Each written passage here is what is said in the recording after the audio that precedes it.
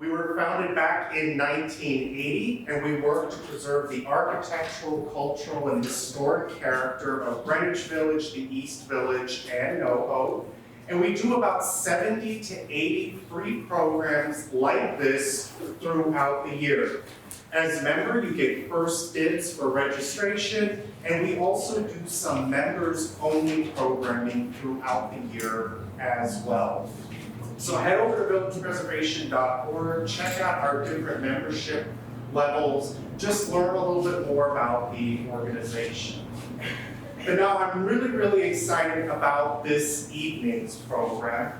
Jonathan and Ed and I have been speaking for months about getting this program together because one of the things that we also have on villagepreservation.org is we have a number of online resources. We have virtual maps, image archives, but we also have archives from neighborhood organizations. And I just want to list a couple of the organizations that we have. We have Evelyn G. Haynes Collection, the Greenwich Village Trust Collection, the Otis Pratt Pearsall Collection, Manhattan Promenade Proposal, and we have Village Independent Democrats Collection as well.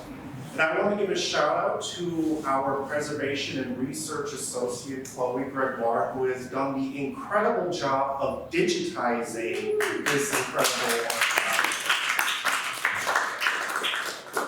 Jonathan, Ed, and I were like, what the heck do we want to do with it? This is an amazing bit of neighborhood history. This collection online, and it's free for everybody to take a look, high quality digital scans, learn about this incredible organization and the incredible history of our neighborhood. But like, how do we want to bring it to the public, let people know about it?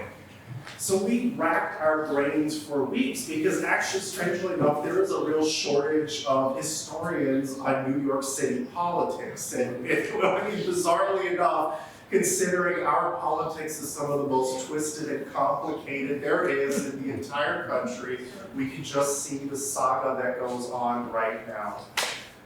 But then we were pointed towards Stephen Petrus, which I'm very excited to introduce. And he's with the organization that is our co-sponsor this evening, the LaGuardia Wagner Archives. But now I'm very happy to introduce Stephen because he is an expert. He used these archives when they were still in their paper form to write his PhD dissertation using these documents. So I'm very excited to introduce Stephen Petrus. He is the Director of Public History Programs at LaGuardia Wagner Archives at LaGuardia Community College.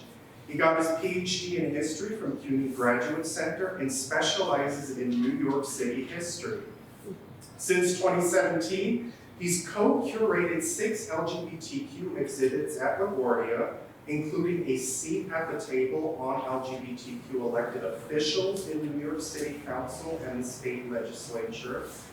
And he also did an incredible exhibition, online exhibition on Intro 2, which he did do a program with us as well. So do check out Village Preservation's YouTube channel to see the recording of that program in this space as well.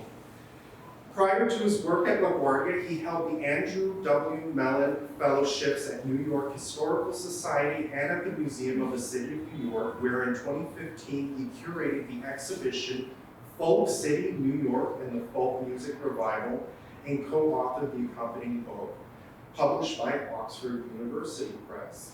And he also did a program with David Brown and his new book on Greenwich music scene, which was also in this space, and that recording is available on the YouTube channel as well. But now I will be quiet, and I'm going to hand it over to Stephen. Welcome, Stephen.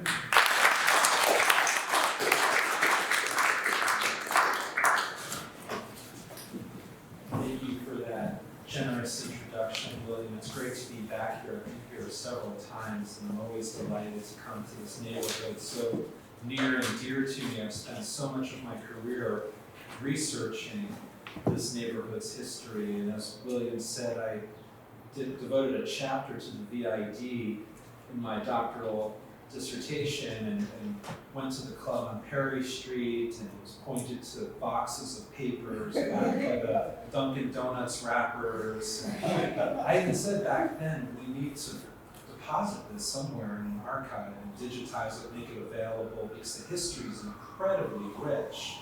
And so I'm delighted that it actually happened, it's available, accessible, so congratulations. And to be able to do this talk tonight is a real thrill for me. And tonight I want to talk about the club from around 1956 to 1965. That's my chronological parameter against the origins of the club, against the backdrop of the unsuccessful presidential campaign of Adlai Stevenson in '56. And we'll talk about the epic battles for district leader between the VID against the Tamawa club headed by Tammany Hall boss Carmine DeSapio. And we'll talk about civic engagement of the VID and the legacy of the Democratic Party reform movement in 1956 against the backdrop of the presidential campaign of Adlai Stevenson, Illinois governor, who actually had run and was defeated in '52 against Eisenhower. Adlai Stevenson was really the embodiment of intellect and integrity to a generation of liberals who came of age in the 1950s. In 1956, he campaigned on a program of expanding social programs, of lowering military spending, this is the Cold War, of ending nuclear bomb testing, and his politics, his ideas, his sense of irony and humility really resonated with many local neighborhood residents and many others, of course, across the nation. But he also alienated many white working class Catholic ethnic Democrats, particularly those Italian and Irish in background. Some called him an egghead, which was a pejorative term in reference to an intellectual type who was bland. His running mate was Tennessee Senator Estes Kefauver, who had spearheaded a Senate investigation into organized crime in 1951. These were widely publicized hearings, strengthened the association of Italian Americans with the underworld. And so my point here about this is that it wasn't a surprise that the local Tammany Hall boss and Democratic Party power broker Carmine DeSapio hardly used any of his clout to support Stevenson in 1956. In fact, he was a supporter of the candidacy of New York Governor Averell Harriman, who he helped elevate to the position of governor in 1954 with his support. I'll mention that, talk about that later. So many local residents, local Democrats were upset that their local figure, DeSapio, wasn't using his sway to advance the candidacy of Stevenson. They decided to establish their own organization, Villagers for Stevenson, in 1956. As you see, this is from the archives, put Adlai Stevenson in the White House rally. It was technically a Greenwich Village Chelsea committee for Stevenson and Kefauver. It was led by attorney Charles McGinnis, assistant district attorney Richard Pugh. They were madly for Adlai. And of course, Stevenson was defeated in November '56, but this club, then this organization, committee, I should say, evolved into the Village Independent Democrats. We were talking, when exactly was the VID founded? According to my research, it was December 1956. It quickly became a foil to the other club in the neighborhood, the Tamawa Club, which was part of the Tammany Hall fabric. There was a real distinction, of course, between the Tamawa Club and the new VID. The Tamawa Club shunned openness. Their meetings were essentially social gatherings. Women did not pay full dues. Women were not full members, but again considered auxiliaries. By contrast, the Village Independent Democrats created a constitution. They held annual election of officers. They had monthly meetings where they conducted by Robert's Rules of Orders, debated reports contentiously by committee chairs, endorsed candidates. So a real contrast between these two neighborhood clubs. And in DeSapio, the VID faced a formidable opponent. DeSapio was district leader, county leader as well. County leader, and the term for county leader, in fact, was boss. He was a Tammany Hall boss from 1949. Again, this goes back several years before the BID emerged, ultimately to 1961. And in fact, Tammany became more democratic and more efficient during this era. And this was largely external to DeSapio. It was no longer the dominant machine that it had been in the 19th century, well into the early 20th century, because of several developments. One was the restriction of immigration since the early 1920s. There were immigration restriction laws passed in 1921, 1924. Tammany, indeed, depended in large part on immigrants, appealing to immigrants, children of immigrants, delivering jobs and services. But with immigration restriction, its base was dwindling somewhat. Secondly, the Seabury investigations of the early 1930s revealed pervasive corruption in New York politics. When Jimmy Walker was mayor, he was forced to resign in disgrace. There was pervasive corruption revealed in the city's judiciary and police department. Again, these investigations were highly publicized. The third reason was the expansion of civil service and merit systems for public employees during Fiorello LaGuardia's mayoralty. LaGuardia, a three-term mayor, an anti-Tammany mayor, really, I think, did a lot, implemented reforms to reduce patronage, to reduce cronyism, and establish, again, these civil service reforms, these merit systems for public employees. Fourth was the establishment of the modern welfare state under FDR, right? The New Deal. So, Tammany's role, again, in delivering jobs and services. Now we have got a federal government which is establishing a new modern form of liberalism, creating a welfare state. And fifth was the rise of organized labor. So now with the establishment of the CIO in the mid-1930s, and the increasingly important role of labor in politics since the 30s, Tammany is no longer the dominant machine that it had been, as DeSapio, gained power in the late 1940s. Nevertheless, DeSapio, as county district leader, controlled considerable patronage, and he appointed loyal followers to different positions in city agencies. So, yes, Tammany was a shell of what it had been, but there was still patronage, to be sure. DeSapio, Greenwich Village native, hero to the Italian South Village community, graduate of Fordham University, stricken with iritis at Brooklyn Law, forced him to wear dark sunglasses, gave him a bit of a shady, sinister look. Since, he was, his ascent to party power broker really accelerated in 1953. That was when Robert Wagner was elected mayor the first time, right? So Wagner was facing the incumbent Vincent Impellitteri, and DeSapio endorsed, used his clout to support Wagner. Wagner was victorious, so there's a partnership established between Wagner and DeSapio. 1954, 1 year later, DeSapio uses his clout to support the candidacy of Averell Harriman as governor. Who did Averell Harriman win the primary against? Let me know. Some New York political trivia. FDR Jr. And so in the process, DeSapio infuriated Eleanor Roosevelt. Stay tuned there. That'll play out for DeSapio in an interesting manner.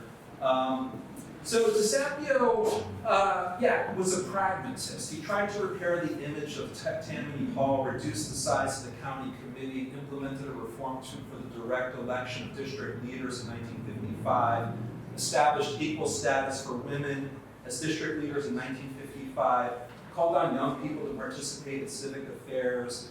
He was accessible to the press, gave about a dozen speeches per week, won the editorial approval of New York newspapers. He was profiled positively in Time, Life, Harper's, praised by Mayor Wagner in 1957 as a friend of honesty, decency, integrity, and government. So yeah, this is like really the high point of DeSapio, circa 1953 to 57 or so. But we've got the VID. We've got the VID. We've got the VID emerging in the wake of the Stevenson defeat, and has a different conception of politics than DeSapio. And every 2 years we're going to have a race for district leader. And in 57, the VID put forward the candidacy of Herman Greitzer, attorney, Gwen Worth, market executive, versus DeSapio and Elsie Gleason Matura, his co-district leader. So the campaign, no one expected the VID to win in 1957. DeSapio predicted he would win by a margin of 4-1. The campaign actually turned a bit nasty. DeSapio's backers at the New York Daily Mirror engaged in red baiting, linking Greitzer to the liberal organization, the Americans for Democratic Action, tainted by fellow traveling in the early 50s during the McCarthy era. The VID connected DeSapio to gangsters Frank Costello, Joey Rao. The VID literature did fairly indicate that DeSapio dispensed patronage to at least 7 Tamawa officers. There was also an incident where DeSapio allegedly left $11,200 in cash in a taxi cab in an envelope. Do you hear about that? Yeah. He denied it, weakly denied it, but it was probably, most suspected it was a payoff for the promotion of a judge. But it was never officially proven. In any case, Greitzer took 36%. Greitzer took 36% of the vote. Surprised observers. Most surprising, perhaps, is 40% of the district's 15,000 registered Democrats cast a vote, when typically only 10% of the electorate voted in primaries. It was a real striking outcome, I would say. In the meantime, let's step back for a moment. The Democratic Party reform movement in general is gaining momentum. In certain neighborhoods, middle-class neighborhoods, upper-middle-class neighborhoods, places like the Upper East Side, in Brooklyn Heights, brownstone neighborhoods, Murray Hill. Meanwhile, in the neighborhood, there's demographic change. Upwardly mobile, working class, lower middle class Italians and Irish are leaving the village for northern Jersey, the suburbs. Remember, this is the 50s, the era of suburbanization, the Long Island, Westchester County. So DeSapio's demographic base was in decline. And in the meantime, there's an influx of middle income, white collar, upper middle income professionals to the neighborhood, for the most part moved to apartment buildings on 5th Avenue, 6th Avenue, or townhouses in the side street. These weren't recruited by Tamawa. So we're seeing demographic trends that are favoring the VID, favoring the reform movement in general in Manhattan and in brownstone Brooklyn neighborhoods. Now at this time, the issue of bossism in the late 50s absolutely dominated New York City politics from circa 1958 to 1961. Go back and read the VID literature, the New York City newspapers, made headlines frequently. But before I should say that, I want to pause for a second. I want to, talking about the VID and just underscoring the VID's conception of political participation, of being involved in civic affairs at the local level. One pretty famous issue, of course, in the neighborhood was the Battle of Washington Square from 1952 to 1959. It actually had gone back earlier. Remember this famous plan when Robert Moses wanted to expand Fifth Avenue through the park to bring it all the way downtown to at least Broome Street, partly to give his Title I plan a Fifth Avenue address in south of Washington Square Park, those NYU buildings. Anyway, it was highly contentious, and neighborhood organizations opposed it. 21 organizations, VID members, strongly opposed to it. Also, for what it's worth, Carmine DeSapio testified at a Board of Estimate hearing in 1958 and was the featured speaker. So he came out against the plan too. The plan was ultimately defeated.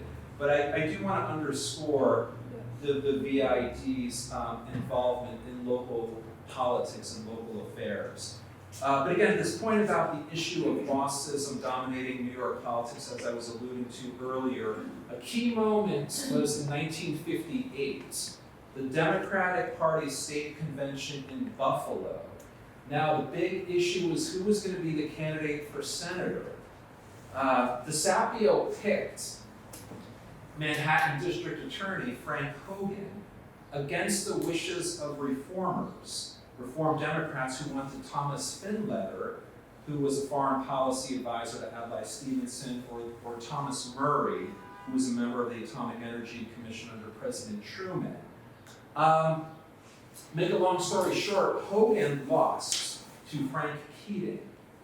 Also, Averell Harriman, governor, lost re-election to Republican Nelson Rockefeller. So the Democrats were routed for governor and for U.S. senator. And this is where elders in the Democratic Party became irate. This is the civic engagement that I was referring to, sorry.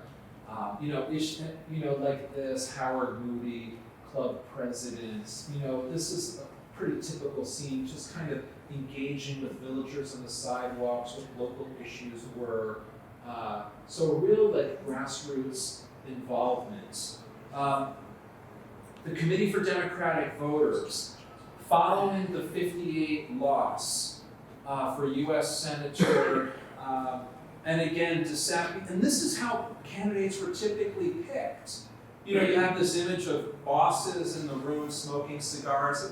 It was largely true, and it had been that way for a long time. But at this point, many elders in the Democratic Party, especially Eleanor Roosevelt and former Governor and Senator Herbert Lehman, said, look, enough is enough.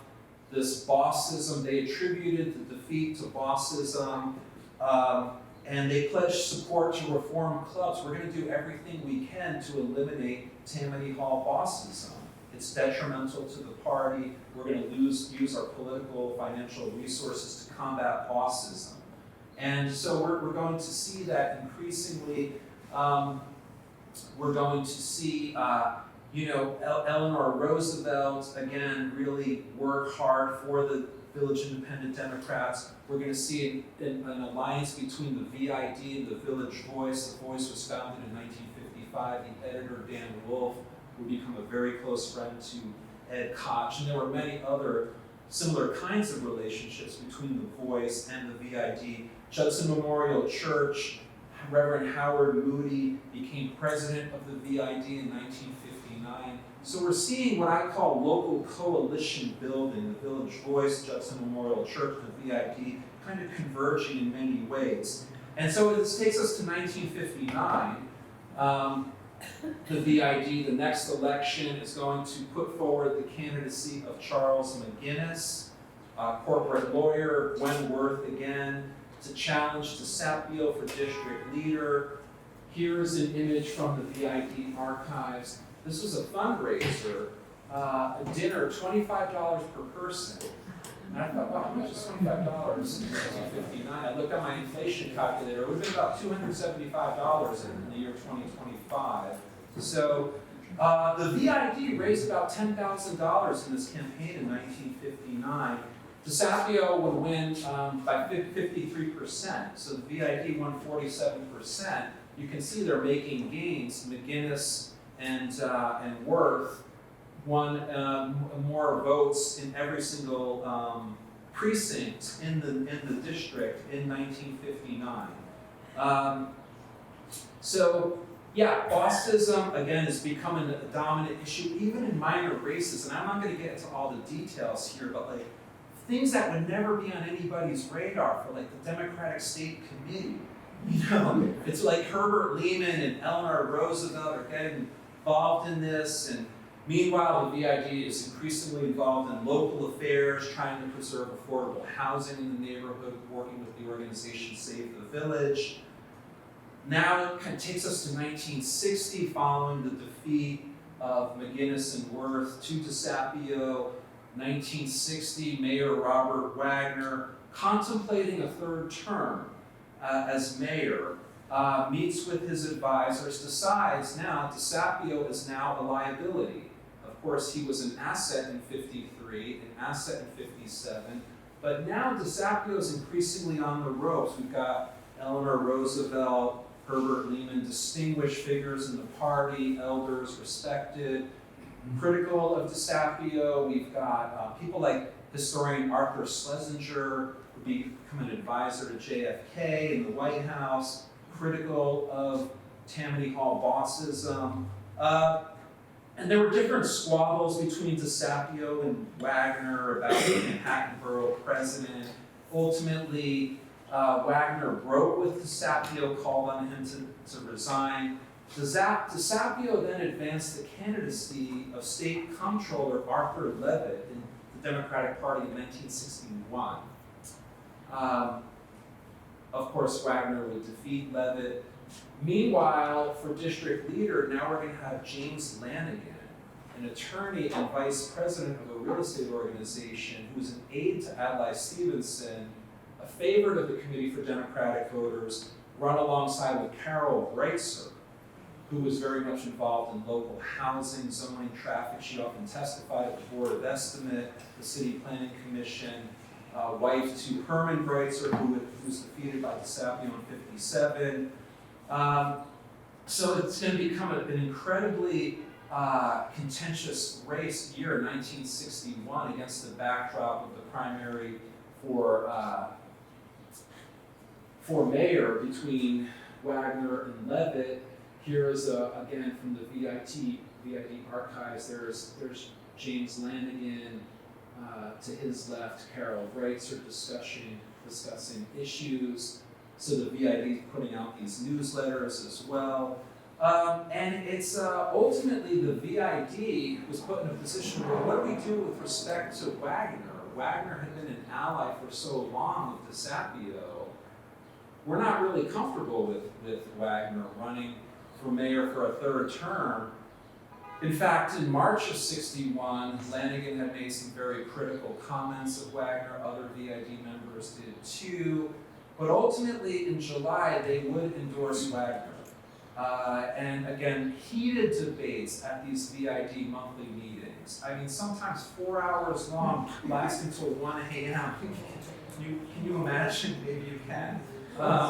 So, the last couple of months of the campaign, this was the race between Lanigan and DeSapio, received extensive attention in the media. There were feature articles in the New York Times, the New Yorker. Mind you, this is district leader. I mean, it's hard to imagine this today. District leader races are not on the mainstream media's radar. So, this is from the VID literature, from the archives. Tammany Tiger slept. We're engaged in local issues concerning heroin addiction. Howard Moody at Judson very much involved. There was a spike in heroin use in the neighborhood circa late 50s, early 60s. Folk singers were banned from singing in Washington Square Park in 1961 by the Parks Commissioner Newbold Morris. The VID was supportive of repealing the ban. There was a Verrazano Street Expressway initiative, had gone back to the early 50s. That was defeated. And VID members were involved in this. Local police corruption, these local issues, the VID, while Tammany slept, as the VID literature indicates. Now the DeSapio Tamawa Club, don't surrender your community to outside forces. So really emphasize that, hey, we are native to Greenwich Village. These are carpetbaggers. In fact, where Lanigan lived? he lived in Gramercy Park. Like, I know it's only 9 blocks away, but it might have been, like a million miles away because, hey, we're from the neighborhood. We're second generation neighborhood, third generation of neighborhood. Our grandparents came here from southern Italy in the 1900s or from Ireland. Meanwhile, these, so they, don't surrender your community to outside forces. And they're calling on Lanigan for flip-flopping on Wagner in March. Again, he was critical of Wagner, but now they're going to endorse Wagner come July. So they're using this in their campaign literature. There's a lot of commentary. Some people, let's talk a little bit about this because this is really the climactic year, 1961. I think the most famous thing that happened, if you read the newspapers back then, was James Lanigan defeating DeSapio. It wasn't Bob Dylan coming to the neighborhood. You could go see the movie A Complete Unknown, you would think that was one. But that wasn't on people's radar so much as this race was. Front page coverage, it was extensive. Now, some people said, well, they looked at the race in ethno-cultural terms. It's a contest between Italian and Irish Catholics and mostly like middle class Jewish residents, newcomers to the neighborhood. There was, if you look at the demographic data, the estimates were that 70% of the Tamawa club were Italians, most of the rest were Irish, many were city employees. With the exception of the leaders, few had college degrees. Many of them had large families, lived in Greenwich Village most of their lives. Although, mind you, DeSapio did appeal to, upper middle class residents as well, but that's the dominant trend with the Tamawa Club. His base was solidly Italian and Irish, lower middle class. Ed Koch contradicted, when I interviewed Ed Koch, he said, no, DeSapio lived on Lower Fifth Avenue, he mingled in fundraisers with wealthy people, and there's no question that's correct, but again, his base was largely lower middle, working class, Italian and Irish. Meanwhile, the VID demographic data, in 1963, the club's 36 officials, 47% were Jewish, 39% Protestant, 14% Catholic. So there was a mix within the VID. I think another way people depicted it as the brownstones versus the tenements. And what was that a reference to? The class background, middle class, upper middle class versus working class tenements. Again, an element of truth to this, but not entirely accurate. These are broad brush strokes. Some said the key distinction between the reformers and the regulars stemmed from different attitudes towards politics. The amateur politicians representing the VID versus the professional politician. The professional politician is somebody who focuses on the outcome of elections, who's interested in power, who's interested in status, who's interested in the sport of the game. Meanwhile, amateur politicians in the VID are more interested in public policy and cause. They'll debate about theory. Professionals fight for party advantage. They value loyalty, discipline, seniority. They're pragmatists. DeSapio was the traditional Tammany professional. He worked his way up the hierarchy from errand boy to precinct captain, messenger to district captain to district leader to county leader. He was a modest guy, not really that interested in wealth. He wasn't consumed by this. Good family man, but above all, he was a loyal Democrat. For him, it was just about his greatest achievements were getting Wagner elected mayor in '53, Avril Harriman governor in '54. Politics was a profession. He treated it like a business. He wasn't interested in intellectual speculation. The bottom line was winning elections for Carmine DeSapio.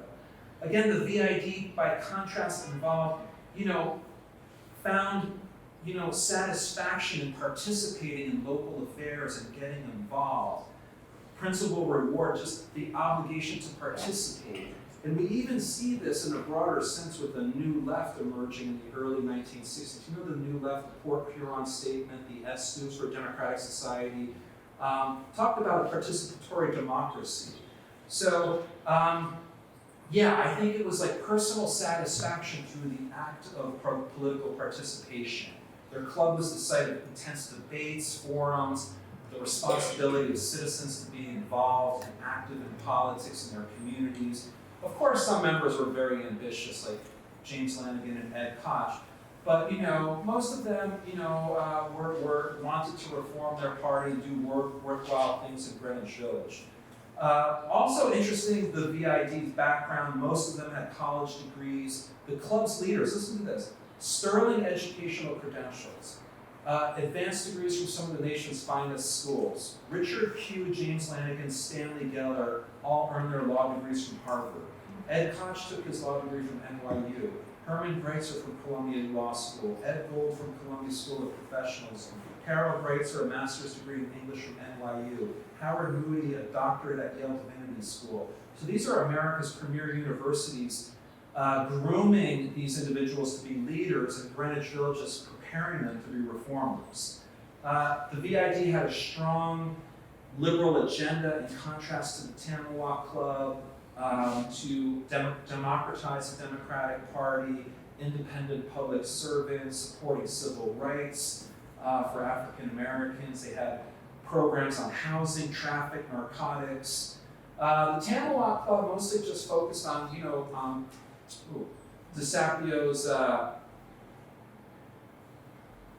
DeSapio's history, his background in the neighborhood. And this is what happens. On September 7th, 1961, Lanigan and Breitzer hand DeSapio a devastating loss. They took 54% of the vote. And because DeSapio's position as county leader, boss, hinged upon his post as district leader, he lost that position too. So what we're going to have is Mayor Wagner's going to win the election in 1961, ultimately for his third term. Lanigan and Breitzer win the primary for district leader. The county leader, the boss, is going to, Wagner is going to implement reforms to reduce the power of the county leader. So the concept of a boss really diminishes after 61. And I think this is really the pivotal moment here. The next few years, we're going to really see the ascent of the political career of Ed Koch.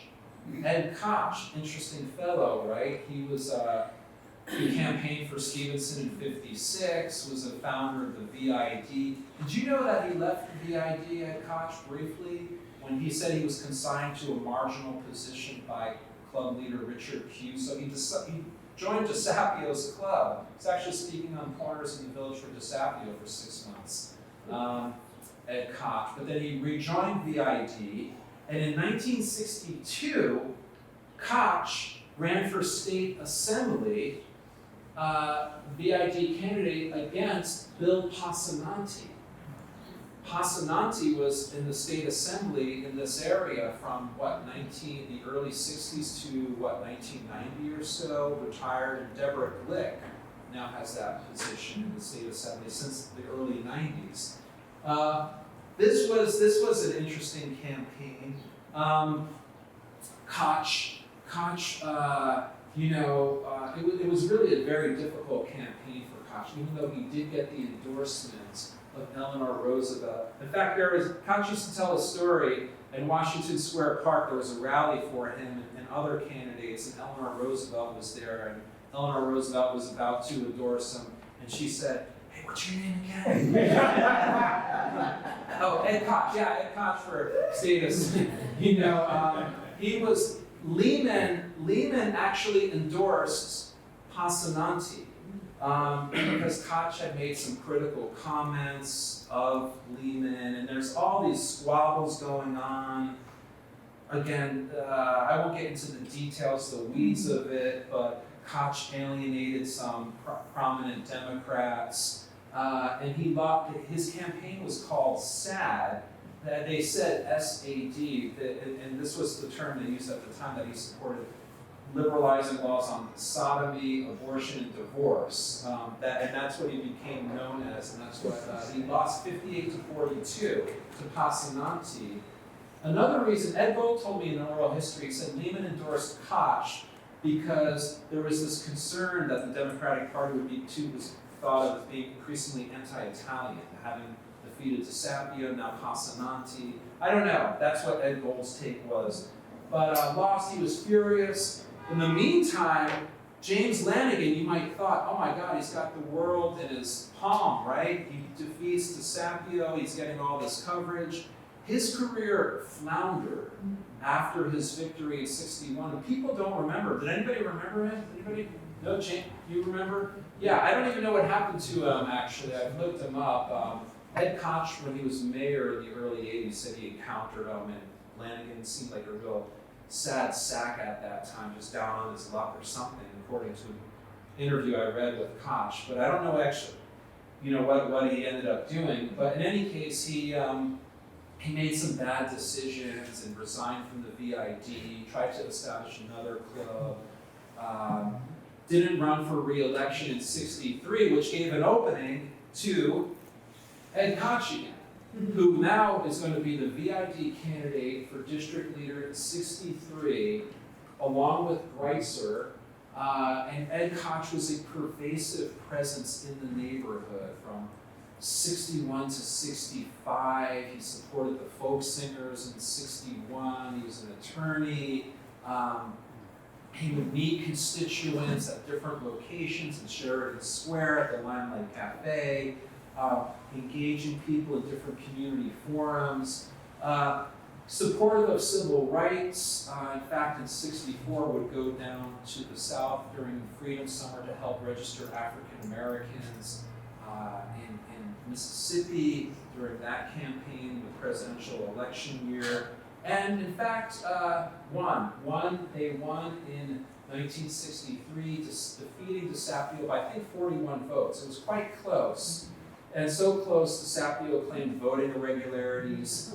They ran again in '64, a rematch. The margin was wider.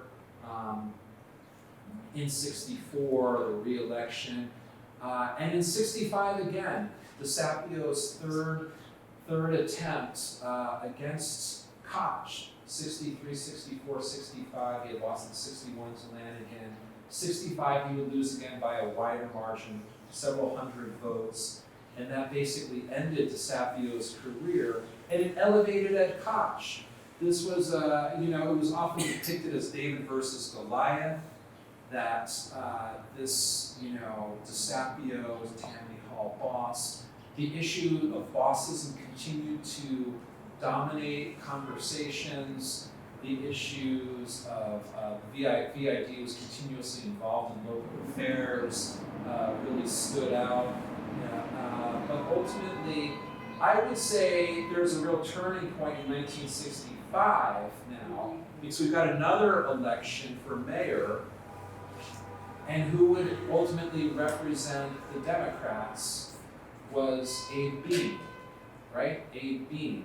He won the Democratic primary against the Reformers pick, remember, William Fitzryan. William Fitzryan was the Manhattan Democratic Party Reform Club's endorsed Ryan. He was a congressman, Manhattan's West Side, appealed to reformers, but he lost in the primary to Beame. Beame was a traditional Brooklyn clubhouse Democrat, came up through the Brooklyn machine. VID members were uncomfortable supporting him. So there was a contentious meeting in the VID the summer of '65. What do? We can't really support Beame because Beame was a Brooklyn clubhouse Democrat. And who do we have? Well, they voted for a no endorsement in '65. Probably most VID, not probably, definitely most VID members voted for losing in '65. Liberal Republican, sort of youthful, Kennedy-esque embodiment of the Great Society, liberal ideas of that era, and won decisively against Beame in '65. So I see this as a real turning point. It's interesting, we could talk about the VID. You want to talk? Let's open it up for questions. Let's open it up for questions because I see this as a real turning point. 1965. Koch would go on to run for city council, won for city council, and then of course Congress in 1968. Meanwhile, Reiser would run for city council, served in city council from the late 60s to around 1990. So I'll end that here, but it's a tremendous narrative, a real split in the Democratic Party at the local level here in Greenwich Village and in other neighborhoods too, in places like Murray Hill, in places like Brooklyn Heights, and then later on other brownstone neighborhoods in Brooklyn. We see a real split within the Democratic Party from the mid-50s to the mid-60s. So I'll end it here and just open it up. We can have conversation. Yeah. My name is Lisa Comstar, and in one of the later Koch running for district leader, I was his press secretary. But what I want to add, something that's very interesting, which most people do not know, but the VID was essential to this. The VID was essential to getting Bella Abzug into Congress. And this is how it happened. There was going to be a pre-primary among the Reform Democrats, so they didn't fight each other and give it to somebody on the other side. So they were going to have a pre-primary. And Bella, her people, said to the committee that was doing it, that would involve the Lexington Club, other clubs, the VID, that you can't just have members of these clubs go to the pre-primary. And I was the spokesperson for Bella at the VID meeting where we were talking about this. You have to have people from the movement, from the peace movement, from the women's movement. And they, the people from the various clubs that were at the meeting that was held at the VID in the office that was at Charity Square, big cavernous room, and they agreed. And so the pre-primary got all of these women's right for peace people and many and people from now and others, and Bella won, and that's why she won. Interesting. Yeah, Bella had lost to Ryan, right? Was that 72? And then Ryan died of throat cancer. And then Ryan's widow, right? Am I getting this right? Ryan's widow, Priscilla, I want to say, ran. But oh, yeah. Thank you for that. Thank you. Yeah, that comes later. And there is more in the VID archives, I think, in the 70s of material digitized from the 1970s that really, I think, will give insight. So check that out. Yeah, most people do not know that story. Yeah. Interesting. A little bit later than my narrative. The other person that was involved in this representing the Lexington Club was Blanca Extall, who was also an activist. She has since died. But as far as I know, I've never seen any reference to it because we knew about this. Lynn Kelber, who was working for Bella, of course, would have known about this. But I've never seen it referred to by anyone who's writing books. Okay. Yeah, there's a lot. It's a surprisingly ignored topic. And I think that was William's point in the introduction that one would think there might have been more on the Democratic Party reform movements, but not so much. I mean, there's a lot been written on Koch for obvious reasons. We become congressman and mayor 3 terms, but not on what was happening at the local level, these local races, the VID's emergence and evolution. Other comments, questions? Yeah. Yeah, I was just fascinated by the participation of Eleanor Roosevelt, because it would be almost as if Michelle Obama came here and supported somebody running for district leader today. I mean, it's kind of extraordinary that VID was able to reach somebody at that level of celebrity and national recognition and bring them into the local race like that. Yeah, without a doubt, I completely agree. To have someone of that stature, Eleanor Roosevelt, a global figure indeed, right?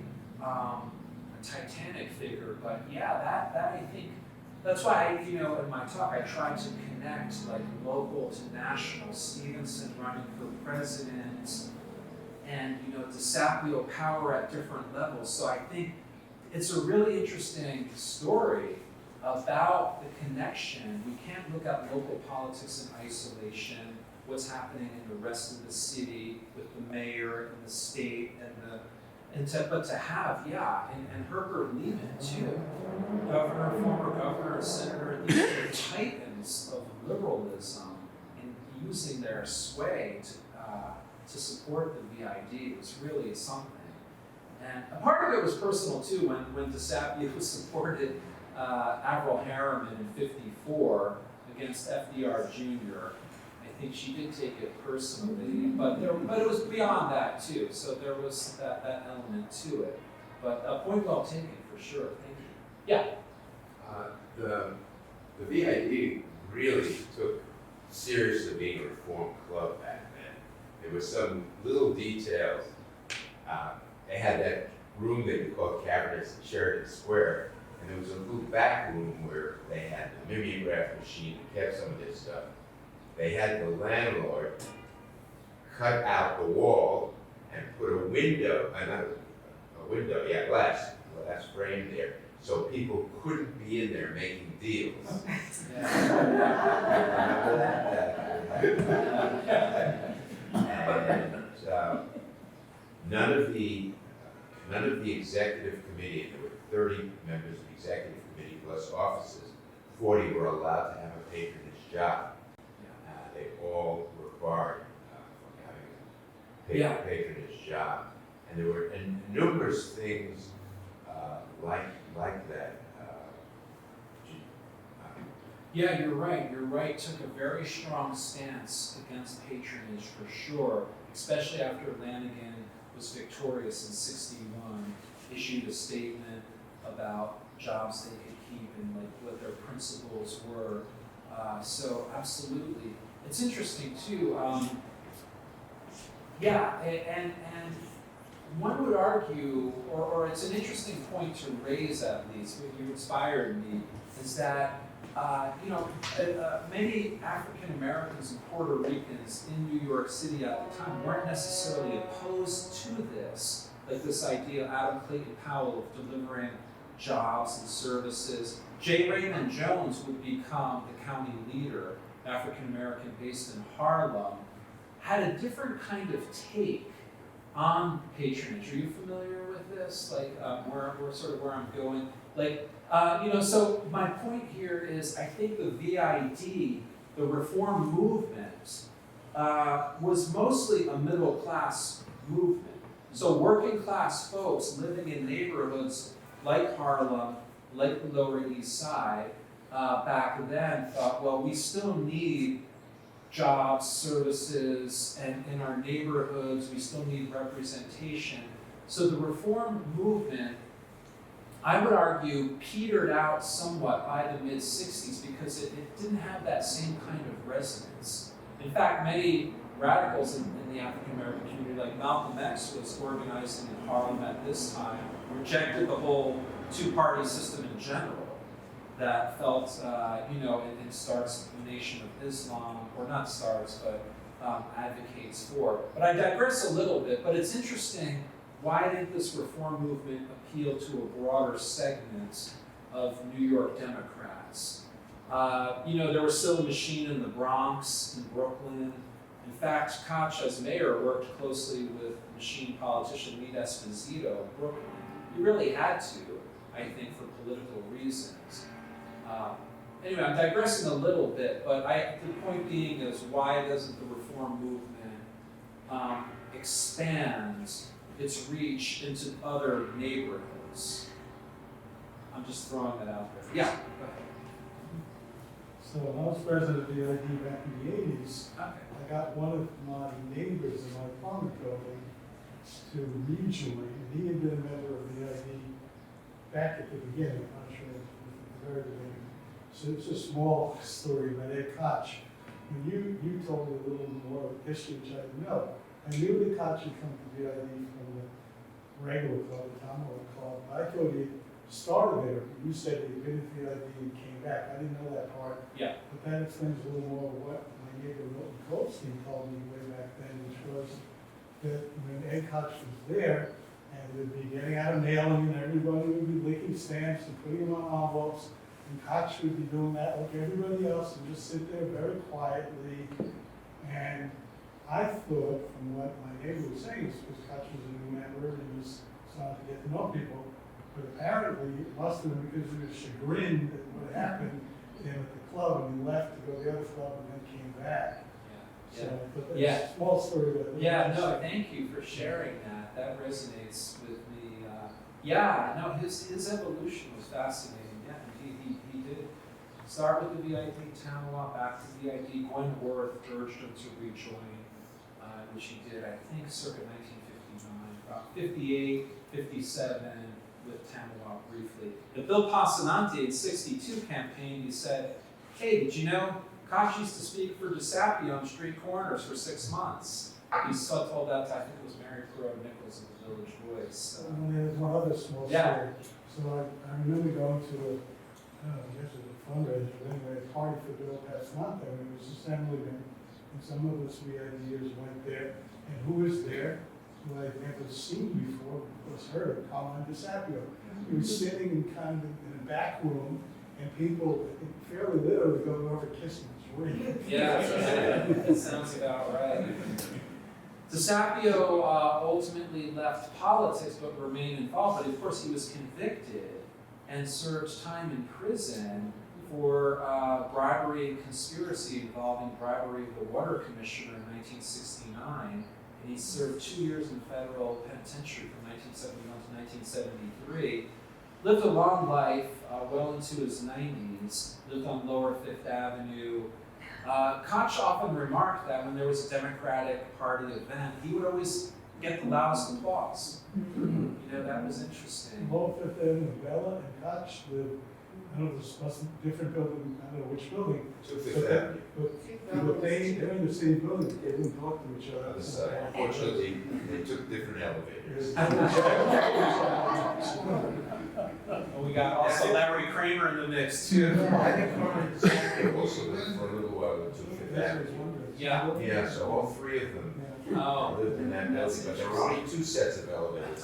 So, one of them, also, Bill Passanante started out in Tamawa. yeah, He made that switch very easily to VID, yeah, and he was a very loyal VID member. Yeah. And he made that move yeah, from traditional conservative to liberal Democrat. He Yeah. was early on for abortion rights, for gay rights. That's another interesting story. absolutely, absolutely. Yeah, yeah. After Koch lost in 62, he would not lose another political election until when? But he lost to Primary. Oh, yeah, oh, I was going to say Dinkins. You're right, he ran for governor. Lost in the primary to Cuomo. Yeah. He wouldn't lose an official election, I guess. Right. So, Dinkins, yeah, in 1989. Anyway, yeah, go ahead. Yeah. Yeah, I'm just curious about the structure of Tammany. Did it have geographic boundaries? Did it have local Yeah. clubs affiliated with it? How did that work? Yeah, great question. So it encompassed Manhattan, the county of New York. You had other machines in the Bronx, other in Brooklyn as well. But Tammany encompassed just Manhattan or just New York County. Actually, it was a teeny tiny bit of New York County in the Bronx. Anyway, it basically was synonymous with Manhattan. And because of trends in Manhattan, Tammany, and in New York City politics, as I alluded to in the 20s and 30s with, with the modern welfare system and labor unions becoming powerful and the Seabury investigations and the restriction on immigration, Tamawa steadily declined after the 30s. But the fabric of Tammany included Manhattan, and there were neighborhood clubs throughout. And Tammany, these clubs were strongest in working class districts that depended more on having a Tammany person as district leader. And by this point in the 50s, what could they provide? There was some patronage, You might help you get a license, might help you navigate the city's bureaucracy, could give you a job in a city agency, but it wasn't the level of patronage that it had been prior to the 1930s. But it was still in existence for sure. So Tammany Hall encompassed Manhattan. The clubs existed at the local levels, strongest in working class neighborhoods. Was it synonymous with Knights of Columbus? Or was No. that something else? No, that's There's no connection. there. I don't know. There might have been some members of Knights of Columbus Because I associated. thought the actual Tammany Hall was on Union Square. Yeah, that was the headquarters in Manhattan. But they've Was- taken the lettering off now. Oh, okay, yeah, I know on 17th Street, I know the building you're referring to, the New York Film Academy was there. Petco's there. Oh, Petco's there now? Is that right? Okay, I used to lead walking tours to point out, the Tamawa, actually it was a derivative of Chief Tammany's Delaware Indian chief. Anyway, that was the headquarters in Manhattan. It had been on 17th Street, but you had local clubs based in neighborhoods. I actually don't know the address of the Tamawa Club. Does anybody know the address of the Tamawa Club? I don't even know It where. was a little south of Sheridan Square. Oh yeah? It was a couple, on 7th Avenue, a couple of blocks. When did it dissolve? Does anybody know? I think. Yeah, it must have been after DeSapio. There was really nothing. I think it's the so-called, it's either the theater or playhouse that's just, that exists. Yeah. But they have said, they once did a terrific play that involved some of these characters, and they pointed out that they had been the headquarters. Oh. So what street is that? Harris Street? Cornelius? No, it's maybe it's Spring Street. Yeah, I think it's Spring Street. Okay. Yeah, and I think with like the ongoing demographic decline, Italians steadily leaving, especially after '64, many would go to Staten Island after the Verrazano-Narrows Bridge was completed. So many ended up in Staten Island, northern Jersey. So Tamawa Club really faded dramatically. There was no successor. And that's, again, it's to the point is that like Tamawa is very hierarchical.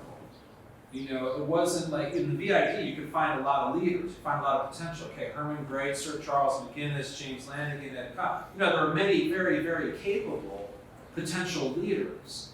But in Tamawa, it was just Carmine. Passanante was obviously effective in the state legislature, but there was no infrastructure per se.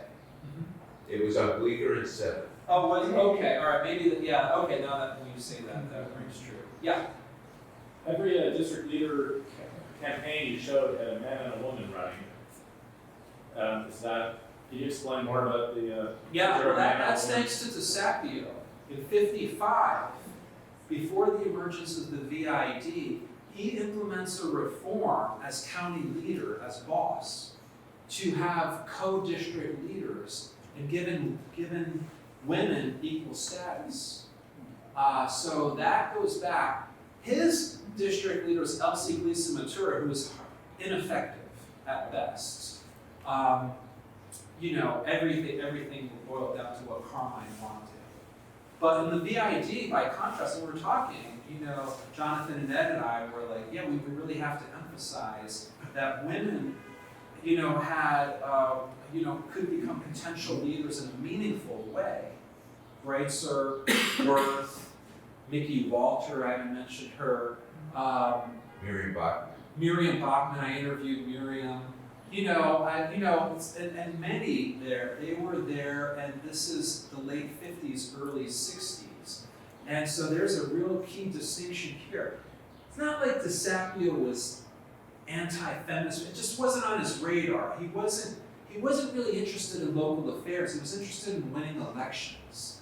He was interested in keeping party, he was a loyal Democrat. The notion of DeSapio getting involved in a local campaign because of his concern of heroin addiction or just wasn't on his radar. He was interested in power and status, not so much wealth per se. But yeah, just a different view, a different attitude, a different conception of what it meant to be political, a political being. You know, it was very participatory, the VID. Yeah. Yeah, on that point, I don't know what year the law was enacted, but the New York State election law required there to be one female and one male district leader, and that was recently amended so that it has to be two of different gender, but it could be somebody who's male, somebody who's female, or somebody who identifies in some other way. Point two, Knights of Columbus. The father of the Knights of Pythias, Knights of Columbus was a Catholic organization, it wasn't a member organization. The father being Jewish, Knights of Pythias was formed for Jewish people. But that's a quick point. Jim McManus, you know the name?